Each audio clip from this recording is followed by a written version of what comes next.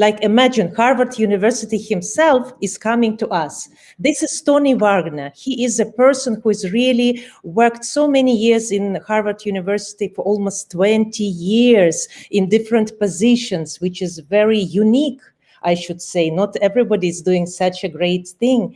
And he was working in residence at the Harvard Innovation Laboratory, and now he's a senior research fellow in Learning Policy Institute.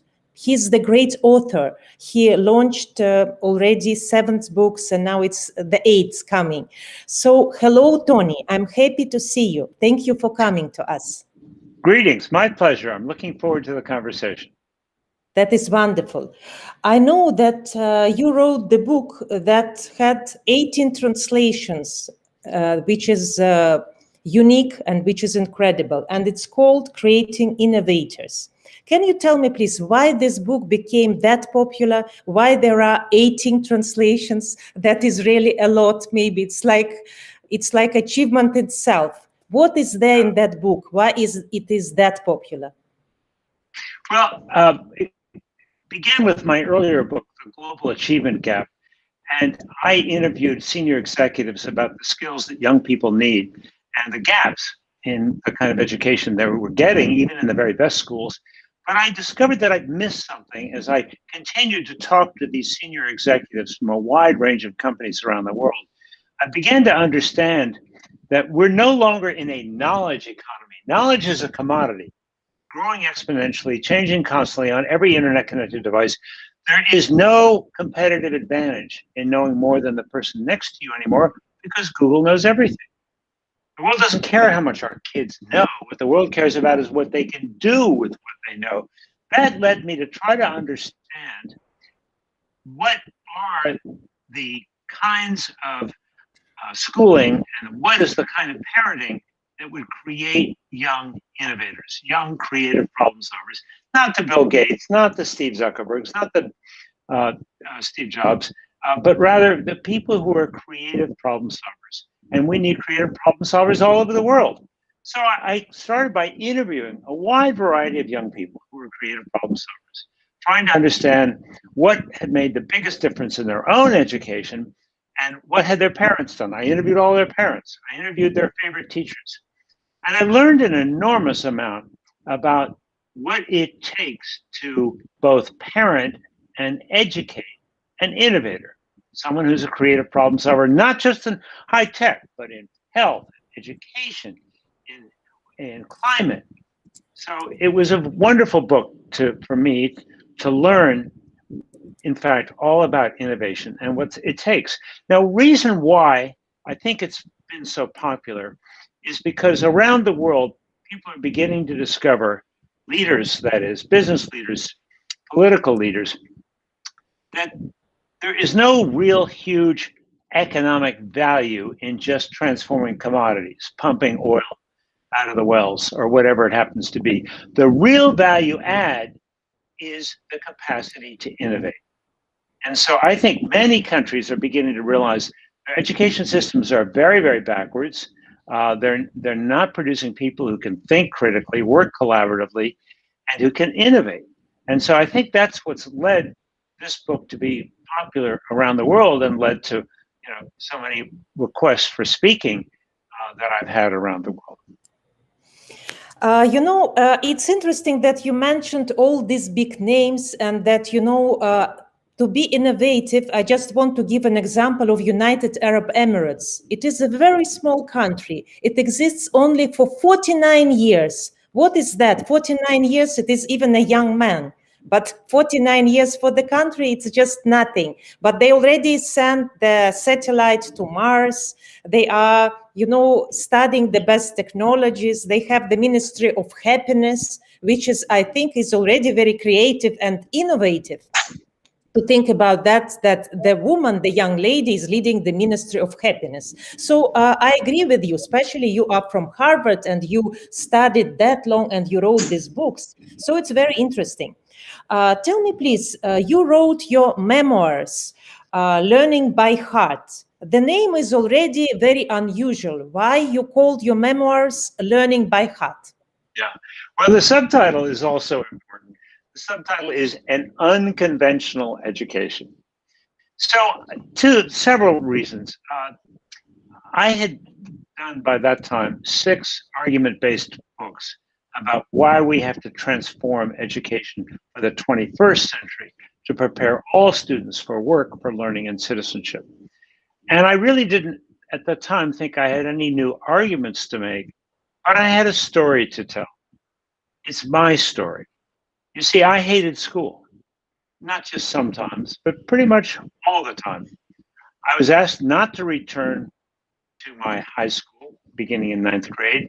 I went to another high school where I finally dropped out in my last year of high school. I dropped out of 2 different colleges, became very involved in the American Civil Rights Movement, American anti-war movement. And so this is a story of how a kid who really doesn't like school becomes a learner and learns not just intellectually, but emotionally and spiritually by heart. And it's ultimately a kind of success story, you could say, because I went on to a very, very small, unconventional college where I traveled around the world, and then went to Harvard and for both a master's and a doctoral degree. So in the end, I figured out how to do schooling my way, which is kind of the other point of the book. But it took me quite a long time to figure that out. So it's my journey. Along the way, I became a high school teacher right out of college and right after my master's at Harvard. And so it's also the story of my 10-year effort to become the teacher I wished I had had and to be an innovator in my own classroom. I think this book will be very helpful because I know that a lot of kids hate school and a lot of people who are business people, because our audience are business people, but by some reasons, they have to earn money because all of us, we need money. And they have, besides their business, to work in the offices. And they say, we hate working in the office. We feel we are like office plankton. We feel we are nobody. We feel that we are like small piece in the machine, that we are used, that nobody pay attention to us as a human beings, that we are just working for these big corporations. And when I think about that, it reminds me about your story in the school when you just feel you want this time to be finished, to run away. And I noticed that there was one person who came to your house and he changed in a way your life. He just gave you details of the radio and he said, hey, kid, try to assemble this radio. He gave you many, many details. And you were thinking, oh, you're not that smart, but you did it. And it was like a miracle. So, and it was like a very, very powerful part of the book. And I was surprised. How come? This experience when you did something and actually this radio was working. I was only 10 years old at the time. And by then I was already getting extremely low grades in school. And so I just didn't think I was very smart or that I could accomplish anything. And so when I had this opportunity to have a kit of parts and pieces and wires and transistors and transform it into something magical, that I could listen to radio stations, especially at night, from all over the country. And that just got me curious about the atmosphere and why some radio signals bounce further at night than they do during the day. So it was in many ways my first learning experience. But prior to that, I'd always been an avid reader, not school reading. I didn't do that, but I loved to read novels. I loved to read fiction. And so those 2 things kind of helped me to begin to think about, well, at least I'm curious, at least I'm interested in the world, and maybe someday I might be able to accomplish something. Tony, what you will recommend for the kid who is alone, who is feeling upset, who is feeling he's not handsome, he's not cute, he's not, like a social guy liked by everybody, the man, the guy all the girls feel in love, and who is low grades, what you will recommend him? Maybe he's 14 years old and he's listening to us. How to use your experience for him? Well, there's 2 things. First of all, understand that the world of adolescence is a crazy world. And the kids who are the most popular in high school end up often not accomplishing very much. It's often the quiet kids, the kids who are really pursuing an interest that end up making the greatest contribution to the world and thriving. You know, you talked about the Minister of Happiness, thriving in the adult world as confident human beings. So my advice is be aware of what you're curious about. Keep a little journal. Write down the questions that interest you and try to carve out time to pursue those interests. Above all, stay curious and follow your heart. This is part of my book where I followed my heart and learned to trust my heart. So when my heart said, you know, go ahead and study with a Cherokee Indian chief at a summer camp, even though I felt like I was kind of an oddball and awkward, I did it and I learned so much. So my simple message is stay curious, follow your heart, and understand that the best thing about high school is that this too shall pass. Yes, definitely, definitely. It's like that. This guy whom you were talking about in your book about summer camp, maybe that you were feeling not in your plate, but this Mr. West who teach you religion, but in a very exciting way by telling stories, and you were doing costumes for the performances, and you managed to do something with your hands. You understood that you are not, that you are smart, that you can do. Why do you think it's important to find a person like him? And how for us as a teachers, educators, as parents, how we can become that person who can change somebody's lives? Boy, that's a wonderful question. I don't have an easy answer. None of my formal classroom teachers were in any way mentors to me at all. In summer camp, I had two mentors. I had Mr. West, who was a full-blooded Cherokee Indian and who talked about American Indian spirituality, who taught us Indian dances and chants. And it was an opening to a new world. And later I came to study anthropology and take enormous pleasure in learning about different cultures.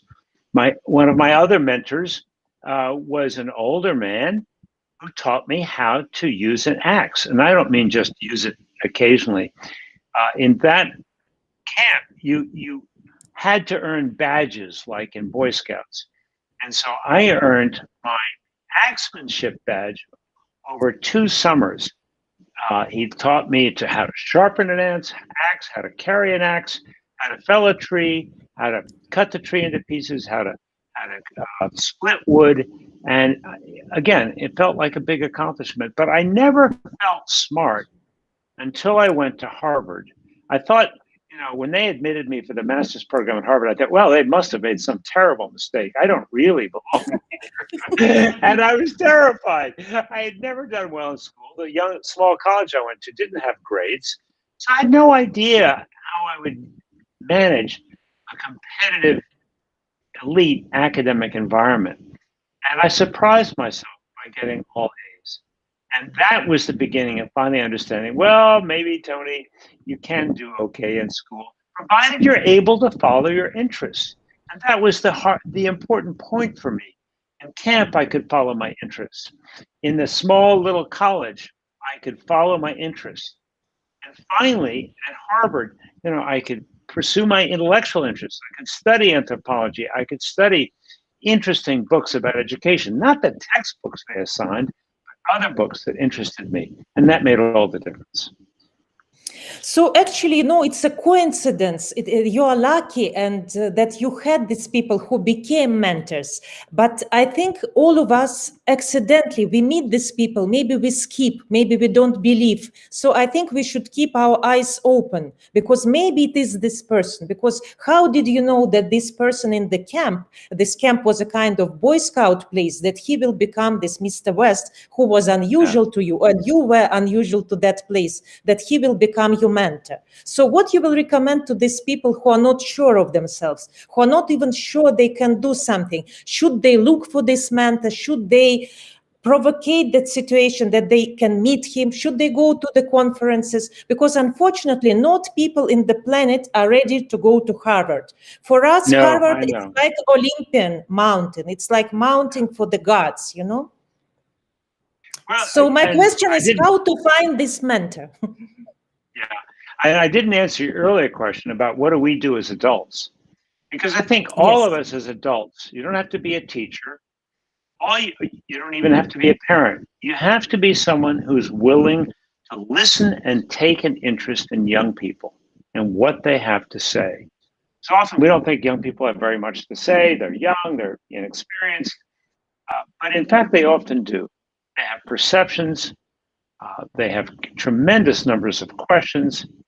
And above all, I think we need to listen and then affirm their interest, whatever it is. The biggest thing I learned in writing the book, Creating Innovators, was the real difference both parents and teachers made in the lives of these young innovators is they took the interests of these young innovators seriously.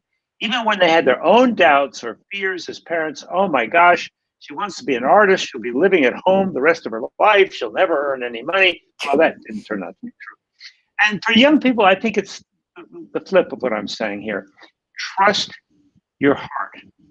Trust that, you are born to grow and thrive. We are born curious, creative, imaginative. I think so much about schooling makes us doubt ourselves, makes us feel stupid if we don't get the grades or we aren't popular socially or a good athlete. I was none of those things. So I think to understand that we all have this capacity for growth, but that it involves taking risks. I want to underscore this. We are taught to be safe and to be careful in school, and that translates to being in the workplace and being highly risk averse. We're terrified of failure, both in school and in the workplace. But the innovators, the young innovators whom I profiled, were willing to trust their instincts, to trust their heart, and take smart risks. I don't mean stupid risks. I mean intelligent risks. And to believe that, all learning is trial and error. That is the nature of learning. How do we learn to walk, talk, ride a bike? Trial and error. All good learning is going to involve making mistakes. And the important thing is to learn from them. My book, above all, is not crowing about my successes. It describes at length many of my great mistakes and what I tried to learn from them. Tony, what is your biggest success and biggest mistake, bigger failure? What you will say by now? Yes. Yes, but I would like to ask that. I'm sorry. Well, my failures led in some ways to my success.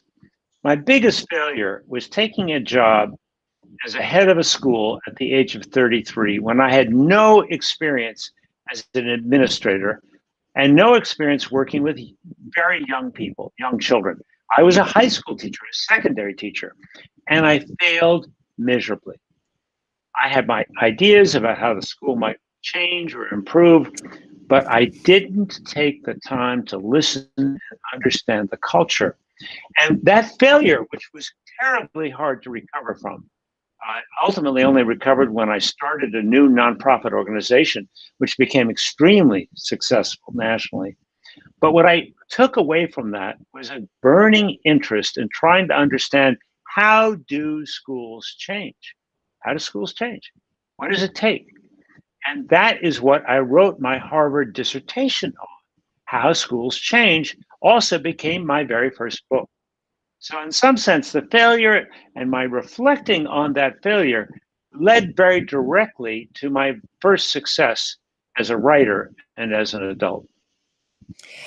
This is very interesting when your failure become your biggest success, and it's like you put your minus into the biggest plus. That makes you strong, that makes you believe, that makes you go forward, that way it makes you to reach this Olympus. And my last question to you, what do you think? What is the secret of Harvard University? Why it is that successful? What is like plus and minus? I don't know, maybe politically you're not allowed to answer that, but really, I can say whatever I want. Okay, First of so all, you are free. I have Yes. to tell you, the emperor doesn't wear many clothes. You know that famous Hans Christian Andersen tale about the emperor who has no clothes? Well, Yes. Harvard is not what it's cracked up to be. I describe at length how many of my courses, both as a master's student and as a doctoral student, were not well taught and were, in fact, very disappointing. And it was only my elective courses that I chose where I really learned the most. What is Harvard's secret? You know, it's old. It was, I guess, the first university to ever be established in America. And it has somehow managed to, having gradually had many of their graduates earn a lot of money, give a lot of money to Harvard. So one of Harvard's secrets, they have a tremendous endowment. Last check, it was $35 billion, I think. I mean, it's probably much more now. So they have a lot of money. And that means they can offer some scholarships to really smart kids. They can hire talent from all over the world. So it's a privileged institution. And privilege, as you know, is a double-edged sword. The problem with privilege is that you can become elitist and think, well, I know everything because I'm Harvard. I know everything because I'm the best. And you stop learning that way. You stop listening that way. Tony, this is really my last question because something happened with me and I cannot stop talking with you. I'm sorry for that, but this is my really last question. Do you think this curiosity that you were talking about as a person, because I don't want to talk only about kids, if the person is young enough like me and you, we still want to learn and we still want to progress and we still want to achieve.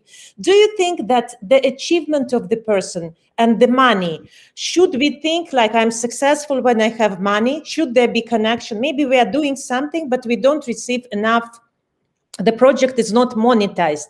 Then we might think, okay, this is a useless person. Why should I spend my time and energy? It doesn't give me money. Very often we stop doing something, even we love doing it, but we think, okay, it's not recognized by people.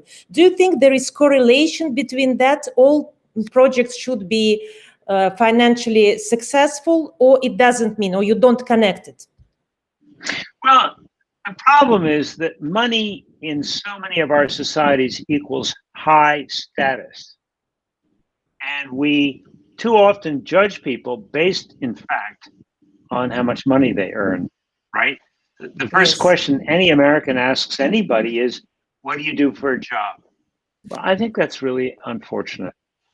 You know, from my point of view, success is less important than thriving. To thrive means to develop yourself fully as a human being, to develop yourself intellectually, emotionally, spiritually. And my view is that that's the aim of life. And that's what I came to understand as a young adult, reading very important books by authors like Erich Fromm, where he wrote a wonderful international classic called The Art of Loving. Well, how do you become more loving as a human being? That's a lifelong project. You've occasionally seen my wife move around in the background. We love each other dearly, but you know, it's not something you fall into. It's something you have to work at. And I think the same thing with life. One's life, I think, should be a work of art.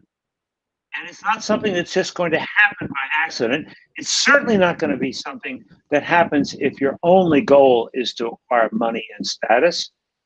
I think it happens if you begin to think about what is it you want to create? What is it that you want to know? What are the problems you want to solve? What is it that you want to leave as your mark in the world? Because only then can we reach a certain level of transcendence where we begin to stop thinking about ourselves alone and begin thinking about the larger world that we live in and what possibly we might be able to contribute, either as an artist or as just a curious human being who wants to help other young people. I think your wife is very lucky to have you, because after you experience all of these hardships in being a child, being a kid, being a teenager, I can imagine how you appreciate the time and the love. And now you feel very sure of yourself. And I want to say that I respect very much what you do. I think you're absolutely great person. Just to make sure that you're very proud of yourself, and your family should be proud of what you're doing, because not everybody can take his experience and, learning by heart memoirs to write them, because, sometimes it's not easy to confess and to translate their story and to be very honest. What I like about learning by heart, that it is a very honest story. And you're very brave to release this story to the world. And I hope it will help a lot of people. Thank you so much for being with us. It was a pleasure and honor. My great pleasure. You asked wonderful questions, and I greatly enjoyed our conversation. Thank you.